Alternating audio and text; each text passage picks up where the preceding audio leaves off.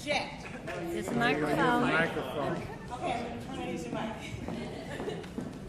We would like to thank all of you for coming from near and far to join us in celebrating this most perfect union. Many of you came from long distances, even Panama. My sister has flown in from California a mere 6 weeks after her spine surgery, and we understand the difficulties in getting here for many of you. That said, this room is filled with people who know and love Andrew and Nick and probably would have crossed the Sahara in order to witness this joyous day. Someone in this room may very well win an Academy Award, an Emmy, or a Tony. It's unfortunately not going to be me. I finally came to this realization just a few years ago. I needed to stop practicing my acceptance speech. And so I began thinking and writing about my children. First for private school applications, and then bar and bat mitzvahs, college counselors, and then just because I'd be driving in traffic in LA, sometimes without a book on tape, and no acceptance speech to practice, my mind would wander to wedding speeches. I would reach back to memories of their childhood, and I'm driving on the 405 or the 10 crying.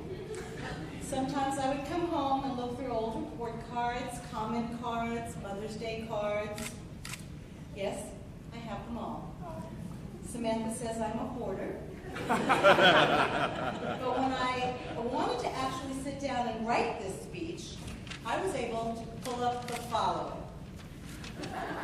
Quote, "What a treat it is to have Andrew in class again this year. He is as bright and charming and conscientious and enthusiastic as ever." Quote, "Andrew makes my day joyous on a regular basis." I didn't write these. These were really Quote, "Andrew is always active and engaged but material and always patient and respectful towards the other students in the class as well." Quote, "One of the greatest qualities Andrew possesses is his openness." He's the same now. I could go on and on and on about how brilliant and talented he is, but in the last 6 years, he has taken on an additional quality. I call it the Nick factor. Andrew has always been a complete person, but with Nick by his side, he is happier and filled with gratitude. His love and commitment to Nick is abundant.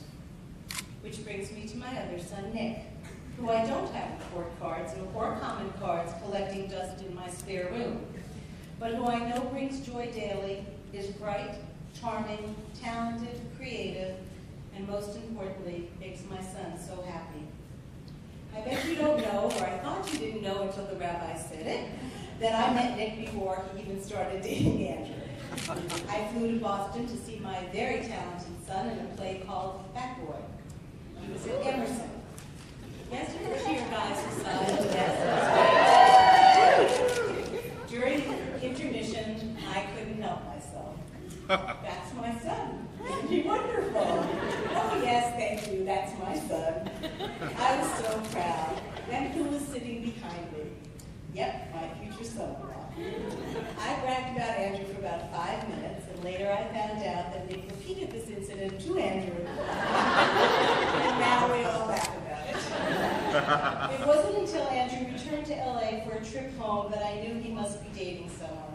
Someone who was kind and neat. When I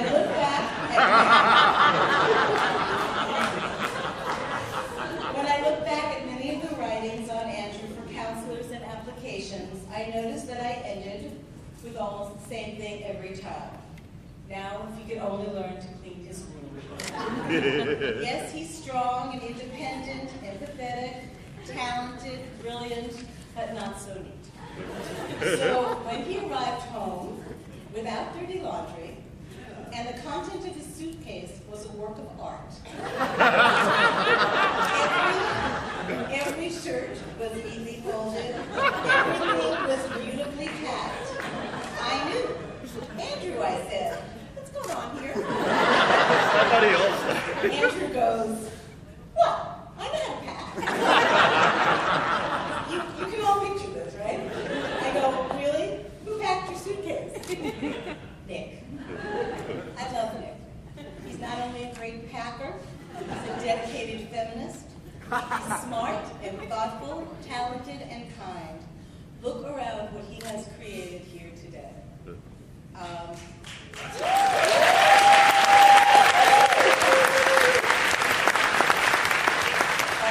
Most importantly, I love him because he understands Andrew. They get each other. They are so very compatible and good for each other. What more could a parent want for their children? I would like to thank Nick's family for producing such a remarkable offspring. To Andrew and Nick, may you always know and feel my unconditional and forever love. And can we all raise our glasses and drink to their happiness and a long, healthy life together. It's so much to both of us to have every single person here. So really thank you so much for being here tonight.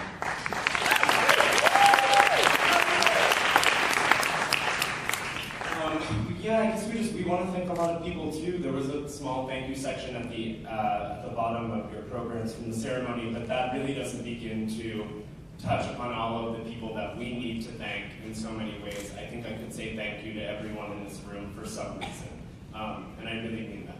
So it means a lot for all of us, for all of you to be here. I know it means a lot to our families, and thank you for everyone who helped us, who's helped us in any way over these last 6 years, and I think will continue to help us, but especially our parents for helping us to make this night possible, for Andrew's Nana, and Ricky, and everyone who's really made this night possible for us, and to be able to celebrate with all of you here. Yeah, I just want to second that. It's just so incredibly special. I feel like there were so many faces I looked out to during the ceremony, and maybe I haven't spoken to in a month, or maybe I haven't spoken to a year or more, but you were on this list for a reason, and yeah, I just wanted you to know that, I guess. So we would like to call on moms. I gotta get my shoes on.